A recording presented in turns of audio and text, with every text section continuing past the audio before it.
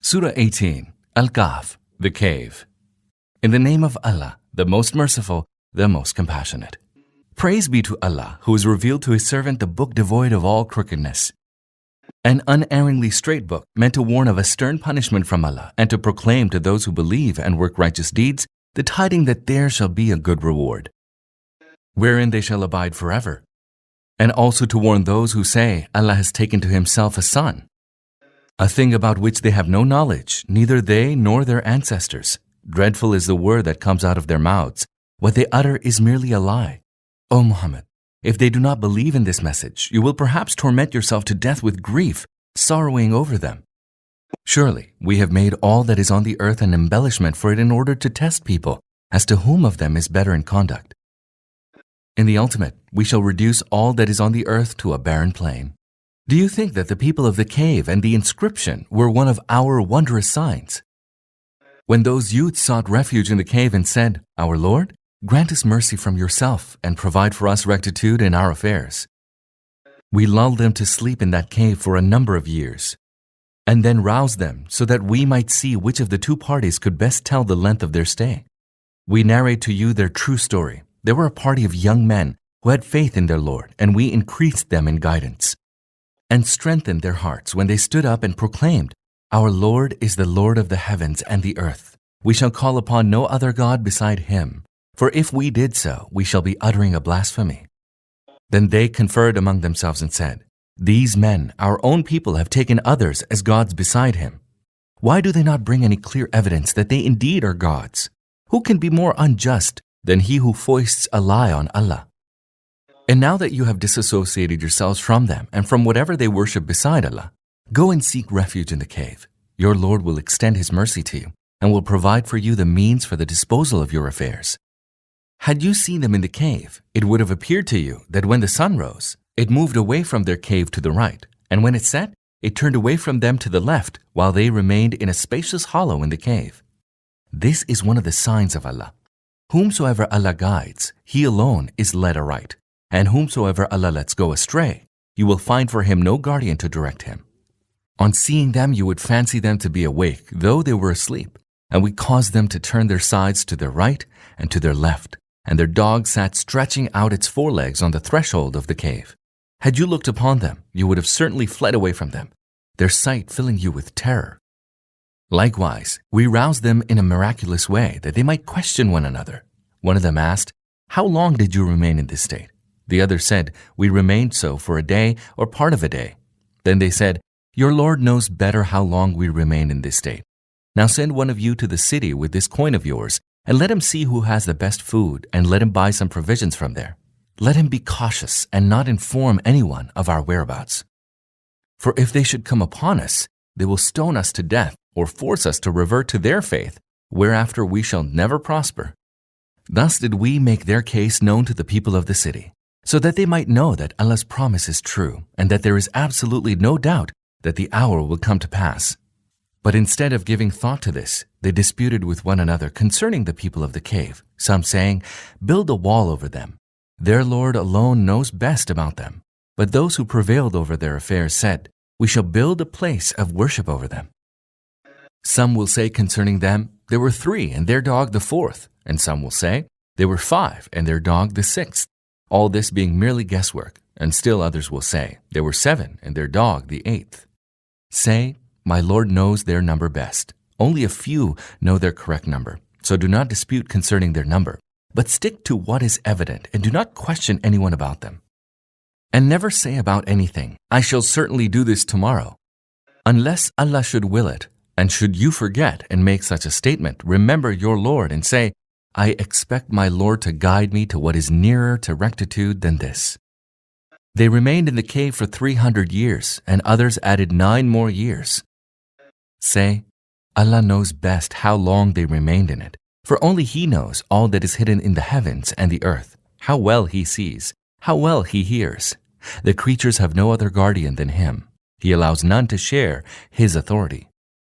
O Prophet, recite to them from the book of your Lord what has been revealed to you, for none may change His words, and were you to make any change in His words, you will find no refuge from Him. Keep yourself content with those who call upon their Lord morning and evening, seeking His pleasure, and do not let your eyes pass beyond them. Do you seek the pomp and glitter of the world? Do not follow him whose heart we have caused to be heedless of our remembrance, and who follows his desires, and whose attitude is of excess. And proclaim, this is the truth from your Lord. Now let him who will believe, and let him who will disbelieve. We have prepared a fire for the wrongdoers, whose billowing folds encompass them. If they ask for water, they will be served with a drink like dregs of oil that will scald their faces. How dreadful a drink, and how evil an abode. As for those who believe and do good, we shall not cause their reward to be lost. They shall dwell in the gardens of eternity, beneath which streams flow. There they will be adorned with bracelets of gold, will be arrayed in green garments of silk and rich brocade, and will recline on raised couches. How excellent is their reward, and how nice their resting place. O Muhammad, propound a parable to them. There were 2 men, of whom we bestowed upon one of the 2 vineyards, surrounding both of them with date palms and putting a tillage in between. Both the vineyards yielded abundant produce without failure, and we caused a stream to flow in their midst. So the owner had fruit in abundance, and he said to his neighbor while conversing with him, I have greater wealth than you, and I am stronger than you in numbers. Then he entered his vineyard and said, wronging himself, surely I do not believe that all this will ever perish, nor do I believe that the hour of resurrection will ever come to pass. And even if I am returned to my Lord, I shall find a better place than this. While conversing with him, his neighbor exclaimed, do you deny him who created you out of dust, then out of a drop of sperm, and then fashioned you into a complete man? As for myself, Allah alone is my Lord, and I associate none with my Lord in his divinity. Then out of a drop of sperm, and then fashioned you into a complete man? As for myself, Allah alone is my Lord, and I associate none with my Lord in his divinity. When you entered your vineyard, why did you not say, whatever Allah wills shall come to pass, for there is no power save with Allah, if you find me less than yourself in wealth and children? It may well be that my Lord will give me something better than your vineyard, and send a calamity upon your vineyard from the heavens, and it will be reduced to a barren waste. أو يصبح ماؤها غورا فلن تستطيع له طلبا. Or the water of your vineyard will be drained deep into the ground, so that you will not be able to seek it out. Eventually, all his produce was destroyed, and he began to wring his hands in sorrow at the loss of what he had spent on it, and on seeing it fallen down upon its trellises, saying, would I had not associated anyone with my Lord in his divinity. And there was no host beside Allah to help him, nor could he be of any help to himself. Then he knew that all power of protection rests with Allah, the True One. He is the best to reward, the best to determine the end of things. O Prophet, propound to them the parable of the present life. It is like the vegetation of the earth, which flourished luxuriantly when it mingled with the water that we sent down from the sky. But after that, the same vegetation turned into stubble, which the winds blew out. Allah alone has the power over all things. Wealth and children are an adornment of the life of the world, but the deeds of lasting righteousness are the best in the sight of your Lord in reward, and far better a source of hope. Bear in mind the day when we shall set the mountains in motion, and you will find the earth void and bare. On that day, we shall muster all men together, leaving none of them behind. They shall be brought before your Lord, all lined up, and shall be told, now indeed you have come before us in the manner we created you in the first instance, although you thought that we shall not appoint a tryst with us. And then the record of their deeds shall be placed before them, and you will see the guilty full of fear for what it contains, and will say, woe to us, what a record this is! It leaves nothing, big or small, but encompasses it. They will find their deeds confronting them. Your Lord wrongs no one. And recall when we said to the angels, prostrate yourselves before Adam. All of them fell prostrate, except Iblis. He was of the jinn, and so disobeyed the command of his Lord. Will you then take him and his progeny as your guardians, rather than me, although they are your open enemies? What an evil substitute are these wrongdoers taking! I did not call them to witness the creation of the heavens and the earth, nor in their own creation. I do not seek the aid of those who lead people astray. What will such people do on the day when the Lord will say, "Now call upon all those whom you believe to be my partners"? Thereupon they will call upon them, but they will not respond to their call, and we shall make them a common pit of doom. And the guilty shall behold the fire and know that they are bound to fall into it and will find no escape from it. And surely, we have explained matters to people in the Quran in diverse ways, using all manners of parables, but man is exceedingly contentious. What is it that prevented mankind from believing when the guidance came to them and from asking forgiveness of their Lord, except that they would like to be treated as the nations of yore, or that they would like to see the scourge come upon them face to face? We raise messengers only to give good news and to warn, but the unbelievers resort to falsehood in order to rebut the truth with it and scoff at my revelations and my warnings. Who is more wicked than the man who, when he is reminded by the revelations of his Lord, turns away from them and forgets the consequence of the deeds wrought by his own hands? We have laid veils over their hearts, lest they understand the message of the Quran, and we have caused heaviness in their ears. Call them as you may to the right path. They will not be ever guided aright. Your Lord is all forgiving, full of mercy. Had he wished to take them to task for their doings, he would have hastened in sending his scourge upon them, but he has set for them a time limit which they cannot evade. All the townships afflicted with scourge are before your eyes. When they committed wrong, we destroyed them. For the destruction of each, we had set a definite term. And recount to them the story of Moses, when Moses said to his servant, "I will journey on until I reach the point where the two rivers meet, though I may march on for ages." But when they reached the point where the two rivers meet, they forgot their fish, and it took its way into the sea, as if through a tunnel. When they had journeyed further on, Moses said to his servant, "Bring us our repast. We are surely fatigued by today's journey." The servant said, "Did you see what happened? When we betook ourselves to the rock to take rest, I forgot the fish, and it is only Satan who caused me to forget to mention it to you, so that it made its way into the sea in a strange manner." Moses said, "That is what we were looking for." So the two turned back, retracing their footsteps. And there they found one of our servants upon whom we had bestowed our mercy, and to whom we had imparted a special knowledge from ourselves. Moses said to him, "May I follow you, that you may teach me something of the wisdom which you have been taught?" He answered, "You will surely not be able to bear with me. For how can you patiently bear with something you cannot encompass in your knowledge?"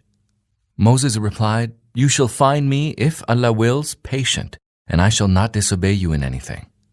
He said, "Well, if you follow me, do not ask me concerning anything until I myself mention it to you." Then the two went forth until, when they embarked on the boat, he made a hole in it, whereupon Moses exclaimed, "Have you made a hole in it so as to drown the people in the boat? You have certainly done an awful thing." He replied, "Did I not tell you that you will not be able to patiently bear with me?" Moses said, "Do not take me to task at my forgetfulness, and do not be hard on me." Then the two went forth until they met a lad whom he slew, whereupon Moses exclaimed, "What? Have you slain an innocent person without his having slain anyone? Surely you have done an horrible thing." He said, "Did I not tell you that you will not be able to patiently bear with me?" Moses said, "Keep me no more in your company if I question you concerning anything after this. You will then be fully justified."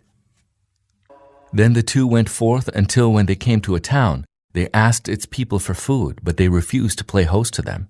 They found in that town a wall that was on the verge of tumbling down, and he buttressed it, whereupon Moses said, "If you had wished, you could have received payment for it." He said, "This brings me and you to a parting of ways. Now I shall explain to you the true meaning of things about which you could not remain patient. As for the boat, it belonged to some poor people who worked on the river, and I desired to damage it, for beyond them lay the dominion of a king who was wont to seize every boat by force. As for the lad, his parents were people of faith, and we feared lest he should plague them with transgression and disbelief. And we desired that their Lord should grant them another in his place, a son more upright and more tender-hearted. As for the wall, it belonged to two orphan boys in the city, and under it there was a treasure that belonged to them. Their father was a righteous man, and your Lord intended that they should come of age and then bring forth their treasure as a mercy from your Lord. I did not do this of my own bidding. This is the true meaning of things, with which you could not keep your patience. O Muhammad, They ask you about Dhul Qarnayn. Say, I will give you an account of him. We granted him power in the land and endowed him with all kinds of resources. He set out westwards on an expedition, until when he reached the very limits where the sun sets, he saw it setting in dark, turbid waters, and nearby he met a people. We said, O Dhul Qarnayn, you have the power to punish or to treat them with kindness. He said, we will chastise him who does wrong, whereafter he will be returned to his Lord, and he will chastise him grievously. But as for him who believes and acts righteously, his will be a goodly reward, and we shall enjoin upon him only mild commands.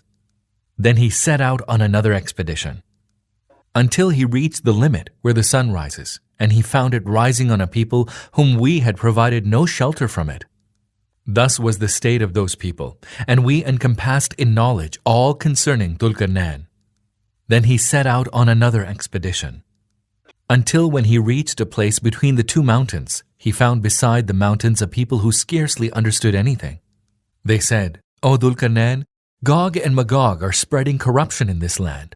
So shall we pay you taxes on the understanding that you will set up a barrier between us and them? He answered, whatever my Lord has granted me is good enough, but help me with your labor, and I will erect a rampart between you and them. Bring me ingots of iron. Then after he had filled up the space between the two mountainsides, he said, light a fire and ply bellows.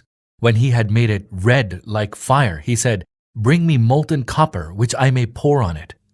Such was the rampart that Gog and Magog could not scale, nor could they pierce it. Dhul Qarnayn said, this is a mercy from my Lord. But when the time of my Lord's promise shall come, he will level the rampart with the ground. My Lord's promise always comes true. And on that day, we shall let some of them surge like waves against others, and the trumpet shall be blown. Then we shall gather them all together. That will be the day when we shall place hell before the unbelievers, whose eyes had become blind against my admonition, and who were utterly disinclined to hear it. Do the unbelievers then believe that they can take any of my creatures as their guardians beside me? Verily, we have prepared hell to welcome the unbelievers. Say, O Muhammad, shall we tell you who will be the greatest losers in respect of their works? It will be those whose effort went astray in the life of the world and who believe nevertheless that they are doing good. Those are the ones who refuse to believe in the revelations of their Lord and that they are bound to meet him. Hence, all their deeds have come to naught, and we shall assign no weight to them on the day of resurrection. Hell is their recompense for disbelieving, and they're taking my revelations and my messengers as objects of jest. As for those who believe and do good works, the gardens of paradise shall be there to welcome them. There they will abide forever, with no desire to be removed from there. Say, if the sea were to become ink to record the words of my Lord, indeed the sea would be all used up before the words of my Lord are exhausted, and it would be the same even if we were to bring an equal amount of ink. Say, O Muhammad, I am no more than a human being like you, one to whom revelation is made. Your Lord is the one and only God. Hence, whoever looks forward to meet his Lord, let him do righteous works and let him associate none with the worship of his Lord.